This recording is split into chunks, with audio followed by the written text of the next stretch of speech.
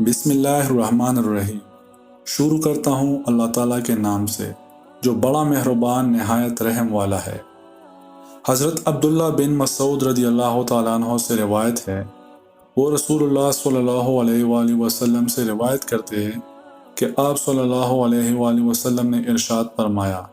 کہ قیامت کے دن جب حساب کتاب کے لیے بارگاہ خداوندی میں پیش ہوگی تو آدمی کے پاؤں اپنی جگہ سے سرک نہ سکیں گے جب تک کہ اس سے 5 چیزوں کے بارے میں پوچھ گچھ نہ کر لی جائے۔ 1، اس کی پوری زندگی کے بارے میں کن کاموں اور مشغلوں میں اس کو ختم کیا، اور دوسری خصوصیت اس کی جوانی کے بارے میں کہ کن مشغلوں میں بوسیدہ اور پورا نہ کیا، اور تیسری اور چوتھی مال و دولت کے بارے میں کہ کہاں سے اور کن طریقوں اور راستوں میں اس کو حاصل کیا تھا،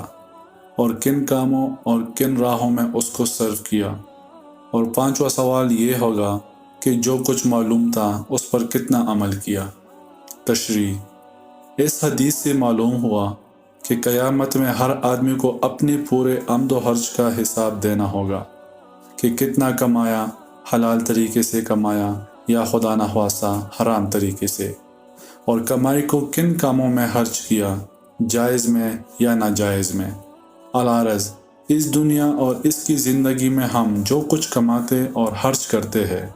آخرت میں اس کا پورا حساب دینا ہوگا۔ وہ بندے بڑے خوش نصیب اور خوش قسمت ہیں